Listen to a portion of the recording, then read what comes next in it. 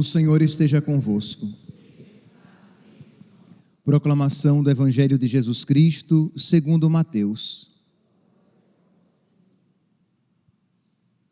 Naquele tempo, disse Jesus aos seus discípulos esta parábola: o reino dos céus é como a história do patrão que saiu de madrugada para contratar trabalhadores para a sua vinha.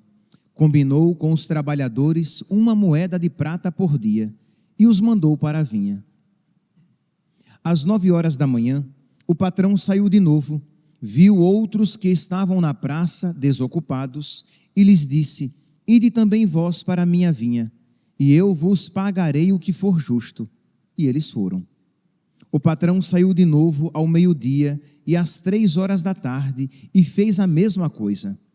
Saindo outra vez pelas 5 horas da tarde, encontrou outros que estavam na praça e lhes disse: por que estáis aí o dia inteiro desocupados? Eles responderam: porque ninguém nos contratou. O patrão lhes disse: ide vós também para a minha vinha.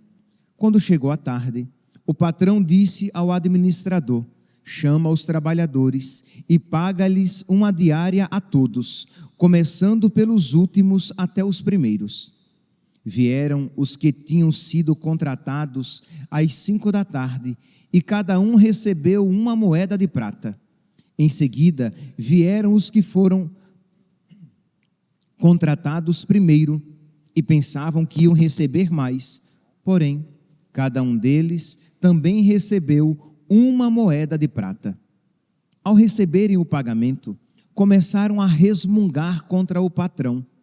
Estes últimos trabalharam 1 hora só, e tu os igualaste a nós, que suportamos o cansaço e o calor o dia inteiro. Então o patrão disse a um deles: amigo, eu não fui injusto contigo. Não combinamos uma moeda de prata? Toma o que é teu e volta para casa. Eu quero dar a este que foi contratado por último o mesmo que dei a ti. Por acaso não tenho o direito de fazer o que eu quero com aquilo que me pertence? Ou estás com inveja porque estou sendo bom? Assim, os últimos serão os primeiros e os primeiros serão os últimos. Palavra da salvação.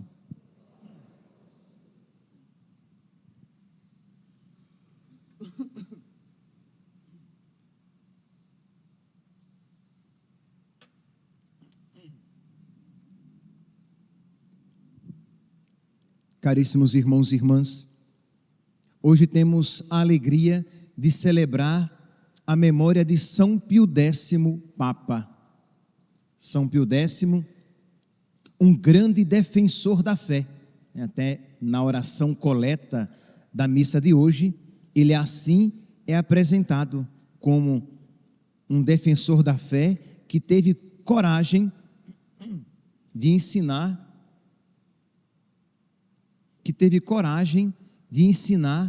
o Evangelho.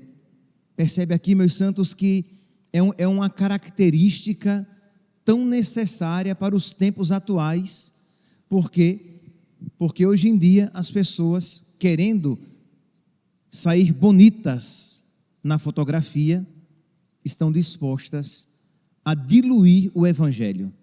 Ó Deus, que para defender a fé católica e restaurar todas as coisas em Cristo, cumulastes o Papa São Pio X de sabedoria divina e coragem apostólica, para defender a fé católica. Na primeira leitura de hoje, retirada do profeta Ezequiel, nós vemos a imagem desses maus pastores, que não cuidaram da ovelha ferida, da ovelha doente, que não foram atrás da ovelha transviada e perdida, mas se preocupavam simplesmente com os seus próprios interesses. E esses pastores eram vistos com tristeza da parte de Deus, que deveriam ser pastores segundo o coração de Cristo. E na memória de hoje nós vemos um bom pastor, isto é, um pastor que é um reflexo do verdadeiro bom pastor que é Cristo.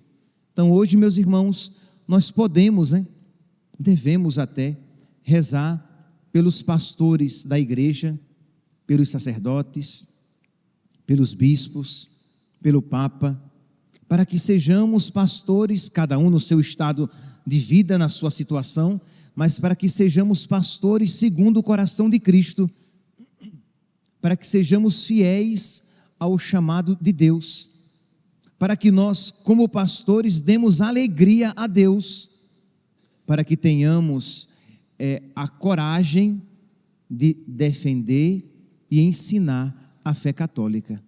Essas são as verdes pastagens a que os pastores devem conduzir as suas ovelhas, do reto ensinamento, do ensinamento verdadeiramente católico e dos sacramentos dignamente celebrados e oferecidos para o povo de Deus.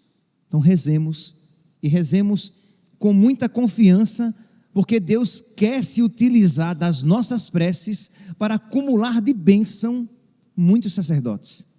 Então rezemos, e sabendo, que esta graça concedida aos sacerdotes redundará em graças para vocês, os fiéis, porque quanto mais santos forem os pastores, mais profícuos, mais fecundos no seu ministério eles serão, e isso redundará em graça para todo o povo de Deus. Pois bem, então vamos voltar aqui para a vida de São Pio X, para que nós, conhecendo este pastor, este santo Papa, nós possamos ter devoção e nós possamos saber o que devemos pedir para os sacerdotes e também, cada um no seu estado de vida, possamos, aquilo que for adequado, aplicar na sua própria vida. São Pio X nasceu Giuseppe Sarto, ele nasceu no dia 2 de junho de 1835. Ele era o segundo de 10 filhos. Seus pais eram pobres, O pai era carteiro, a mãe era costureira, e Giuseppe, ele queria ser padre. Ele queria consagrar toda a sua vida a Deus. E aquele casal, pobre e sacrificado, pobre porque o pai carteiro, a mãe costureira, e eles tinham muitos filhos, então o dinheiro era curto. Mas que alegria! Um filho quer ser padre, um filho quer ser religioso, uma filha quer ser freira. Essa é uma alegria para todos os pais católicos. Se forem católicos de fato, vão se alegrar com os filhos que escolhem a melhor parte, querem se entregar plenamente. Pois bem, então eles se sacrificam, eles fazem todo o sacrifício para que o filho possa entrar no seminário. Lembremos-nos que hoje em dia a gente vai ao seminário, e é importante que nós ajudemos o seminário, mas essa ajuda que é dada ao seminário, muito bem-vinda e necessária, mas é uma ajuda indireta. Os meninos entram no seminário e são mantidos pela arquidiocese. Na época de Giuseppe Sarto não era assim. Isto é, alguém que ia para um seminário é como quem fosse para uma faculdade particular. Os pais teriam que manter o filho lá, teriam que pagar os seus estudos e tudo aquilo que fosse necessário para ele ali viver. E imagine, pais pobres não teriam condições de manter um filho no curso de medicina, no curso de direito, no curso de odonto. Então, eles se sacrificaram para que o filho pudesse ser padre, pudesse cursar o seminário. Então ele tinha que se preparar antes, estudando bem, para que tivesse condições de, quando entrasse no seminário, acompanhar o ritmo daqueles que lá estavam. Então ele se dedicou ao estudo, só que aquele menino não se aproveitou dos seus pais, ele colaborou com a generosidade dos seus pais. Ele ia estudar e ele tinha que percorrer um caminho de 7 quilômetros a pé. Para que vocês tenham ideia, 7 quilômetros, nós estamos falando de um percurso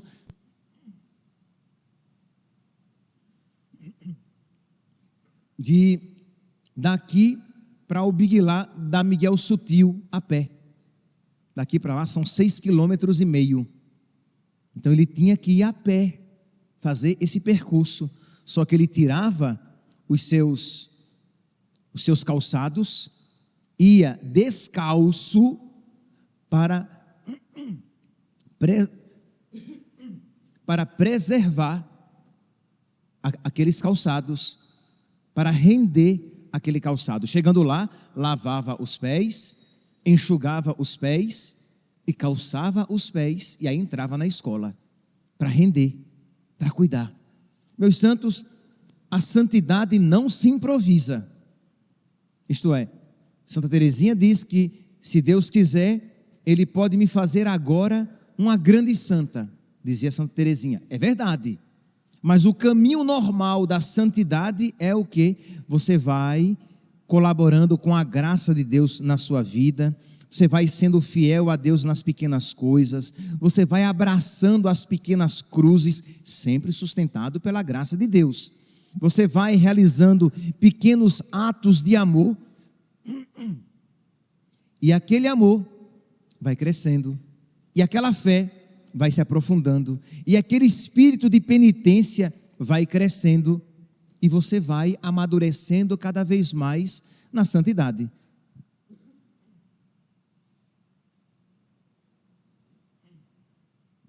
Então assim foi acontecendo na vida de Giuseppe Sarto. Ele, com 23 anos, foi ordenado padre, já era um rapaz mais progredido na fé, foi mandado como vigário para uma paróquia, e o padre velho que lá estava, dizia que ele era edificado com o exemplo daquele jovem sacerdote. Geralmente, o jovem sacerdote era enviado para uma paróquia para que ele completasse a sua formação. Mas o velho padre dizia que ele é que era, digamos, edificado, que a sua formação, a do padre velho, é que era completada, porque aquele jovem sacerdote, com o seu zelo, com a sua dedicação, com a sua piedade, com o seu amor a Deus, o edificava. 9 anos depois, ele é feito pároco. 9 anos depois, ele é feito bispo. 9 anos depois, ele é feito cardeal. Parece até um negócio já premeditado, né? 9. Ele, como bispo, dedicadíssimo, mas bem firme, mas muito amado pelos seus seminaristas, pelos seus padres. Então, dedicado como bispo, dedicado como cardeal, foi feito cardeal patriarca de Veneza, e ele era visto pelo Papa de então, Leão XIII, esse que compôs a oração de São Miguel que nós rezamos. Era visto por Leão XIII como a gema, né, isto é, a pedra preciosa do seu colégio cardinalício, isto é, dentre os cardeais, ele era uma pedra preciosa, ele era o principal, ele era o mais elevado. E diz então que quando Leão XIII morre, não pensaram 2 vezes em eleger o cardeal Sarto, Giuseppe Sarto, fazê-lo papa. Ele foi eleito papa e tomou o nome de Pio X. E este homem, meus santos, quando chegou ao trono de Pedro, ele chegou num período em que a igreja passava por uma grande turbulência. A igreja era assolada, neste período, por uma heresia, ou melhor, por um conjunto de heresias que nós denominamos de modernismo. Então ele sabia que era necessário que os católicos tivessem ideias claras, que os católicos tivessem uma formação firme, uma fé clara, uma fé fundada na verdade. Isso é tão diferente da mentalidade ainda presente hoje em dia, em que as pessoas dizem assim: ah, não, o que importa é a minha vivência, o que importa é a minha experiência com Deus, é a minha experiência religiosa. Essas fórmulas dogmáticas, elas são muito frias. Não, meus santos, nós precisamos ter ideias claras a respeito da nossa fé, para que saibamos dar razões da nossa fé, como diz São Pedro, e para que possamos defender a nossa fé, como defendeu Pio X. Ele defendeu como Papa, mas cada um aqui, em casa, no trabalho, entre os amigos, nós precisamos saber explicar a nossa fé, porque cremos no que cremos. Então, deixemos de preguiça e estudemos a nossa fé. Para quem já tem mais de 90 anos, está dispensado. Os de 90 anos abaixo, principalmente os jovens, têm obrigação de estudar a sua fé, de estar sempre lendo algo a respeito da fé. Eu vou pedir para que levante a mão para saber quem é que está lendo alguma coisa a respeito da fé? Vou não, né? Não vou expor vocês a isso não, né? Mas deveriam. Ninguém ama o que não conhece, e ninguém defende o que não conhece. Então você precisa conhecer a sua fé. Você já estudou o catecismo da igreja? Precisa. E nós temos vários catecismos. Temos o catecismo atual e temos os catecismos antigos, que continuam valendo. Que o que foi verdade ontem continua sendo verdade. Talvez alguma coisinha ou outra que não pertencia ao essencial da nossa fé foi modificado, mas não altera a validade e a riqueza de todos esses catecismos. Então, conhecer bem o atual e conhecer bem todos os outros antigos, mas que não passaram. Mas o problema é, somos preguiçosos e não queremos conhecer a nossa fé. E aí, com quanta facilidade pessoas ou abandonam a fé, ou se sentem numa situação incômoda, quando alguém lhes questiona a fé, porque eu não sei explicar, porque eu creio, qual é a posição da igreja. Então precisamos aprender, precisamos estudar a nossa fé. Assim como nós devemos cuidar da nossa vida espiritual, no sentido quando você reza, você lê livros espirituais, isso é muito importante. Você precisa também ler livros de doutrina, para que você conheça a sua fé. Pois bem, então São Pio X, ele colocou como meta combater o modernismo, que dizia o quê? Dizia que a religião, vejam como isso, ele foi feito Papa em 1903. Ele nasceu no século XIX, em 1835, e foi feito Papa no início do século XX, em 1903. Pois bem, ele então começou a combater ideias que ainda hoje estão presentes. Ainda hoje, isto é, o que é que o modernismo dizia? Que toda religião provém do sentimento religioso. Isto é, que as religiões, que a fé é uma expressão imperfeita deste sentimento religioso que existe no nosso coração. Então percebe que para o modernista, a religião, ela é uma criação do homem. É o homem que, a partir do seu sentimento religioso, que cria as suas religiões. É por isso, então, que muita gente vai dizer que toda religião é boa, que toda religião é lícita. Provém dessa heresia chamada de modernismo. E o que eu vou dizer agora, pelo amor de Deus, não é para criar uma visão beligerante, de guerra. Não, é apenas para que nós saibamos quem é quem. É por isso que para a maçonaria, o que importa é que você tenha uma religião. Por quê? Porque segundo a maçonaria, como toda religião é uma confecção humana, é uma criação do homem, toda religião é lícita, toda religião é boa. E o católico nunca disse isso. Só existe uma religião verdadeiramente boa, verdadeiramente lícita, a religião católica, porque foi fundada pelo próprio Cristo, Filho de Deus, Deus feito homem. É ou não verdade que Deus veio ao mundo, se fez homem e disse a Pedro: tu és pedra, e sobre esta pedra eu edificarei a minha igreja?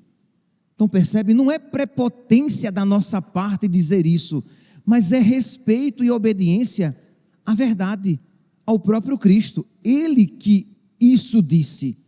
Então nós não podemos dizer o contrário. É por isso que os protestantes, que também são influenciados pelo modernismo, eles dizem que placa de igreja não salva ninguém. Por que é que o protestante diz que placa de igreja não salva ninguém? Porque está implícita a ideia de que as igrejas são criação dos homens. Então, elas não salvam ninguém. O que importa é a sua ligação com Deus, porque Ele é o seu Salvador pessoal. E nós dizemos, meus irmãos, que Jesus Cristo, Ele fundou uma igreja. E deixa eu dizer mais, Deus é católico, porque Ele fundou a igreja católica. É claro que Ele é daquela igreja que Ele formou, que Ele fundou, da qual Ele é chefe. Então Deus é católico, Jesus Cristo é católico. E Ele deixou uma igreja, a igreja católica, para que nós a ela aderíssemos. E aquilo que Ele ensina está presente nesta igreja e deve ser aderido, né, por nós com obediência de fé, com obediência de fé divina, porque revelado pelo próprio Deus. Então nós precisamos voltar a esta fé católica, ensinar esta fé católica. Então, a fé, vai dizer o modernista, é uma expressão imperfeita do meu sentimento religioso, e o católico vai dizer, a fé é a resposta que eu dou à revelação que Deus faz. Deus se revelou como uno e trino, e eu digo, eu creio. Isso não é verdade para mim, isso é verdade para quem crê e para quem não crê. Aqui é uma imagem de São Miguel. Se eu levar para uma tribo indígena que nunca teve contato com a mensagem cristã católica e não saiba o que é isso, vai continuar sendo uma imagem de São Miguel, mesmo que eles não saibam que sejam a imagem de São Miguel. Então, a ignorância nossa não afeta a coisa em si. Não é porque eu não conheça aquela verdade que ela deixa de ser verdade. Então Deus é unitrino, não apenas para mim, Deus é unitrino para os muçulmanos, Deus é unitrino para os budistas, Deus é unitrino para os shintoístas, mesmo que eles não creiam, mesmo que eles não tenham esta consciência, mas Deus é unitrino, mas está presente entre nós, né? Quantas vezes não já ouvimos, mas isso é verdade para você, porque você é católico. E aí você tem que, com todo jeito, dizer que essa afirmação, ela não tem coerência. Imagine alguém dizer assim, isso aqui é um relógio para você. Digo, não, meu santinho, isso aqui é um relógio até em Marte. Até para o ET de Varginha, se ele existe, isso aqui é um relógio. Que história é essa, um relógio para você? O ser isto é um relógio. Agora pode ser que ele não saiba que seja. Então percebe? Por quê? Porque na mentalidade modernista não existe a verdade. A verdade não pode ser alcançada. A única verdade para um modernista é que a verdade não pode ser alcançada. Isto é verdade. Isto é, a verdade não pode ser alcançada.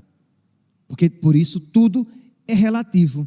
Aí você compreende quando alguém chega a você e pergunta: olha, na Igreja Católica isso ainda é pecado? É uma pergunta que você para e diz: mas como, pelo amor de Deus, se isso algum dia foi pecado, continua sendo pecado. Como assim? Ou a Bíblia, ela tem que ser reescrita, porque quem isso diz está partindo daquele princípio modernista que diz que a Sagrada Escritura é um compilado de coisas que foram escritas pelas pessoas que acharam necessário aquilo escrever naquele contexto histórico, mas que hoje poderiam escrever coisas diferentes. Então vem o Papa São Pio X e diz: isso não é o ensinamento católico.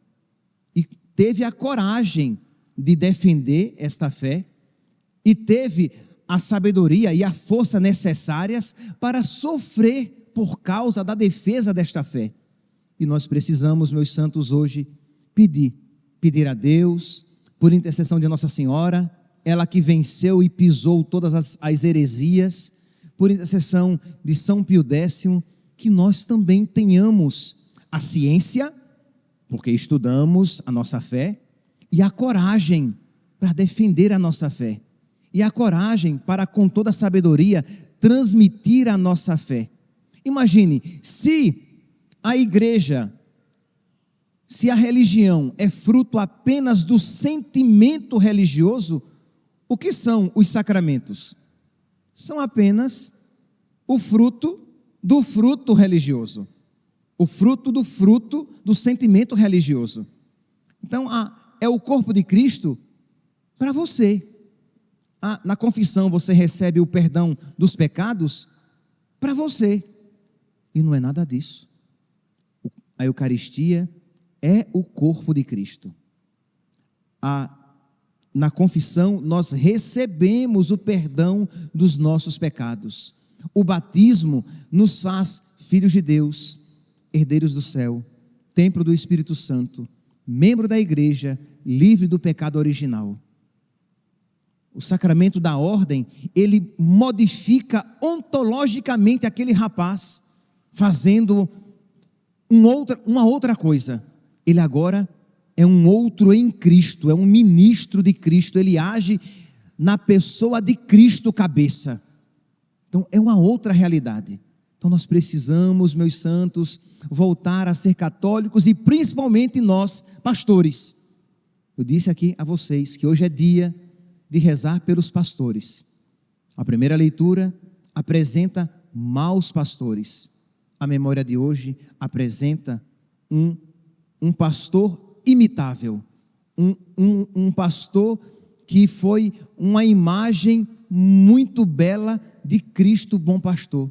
Rezemos pelos sacerdotes do mundo inteiro, para que nós tenhamos a sabedoria e a coragem para ensinar e defender a fé de sempre, a fé que nos foi confiada pelo próprio Cristo por meio da sua igreja.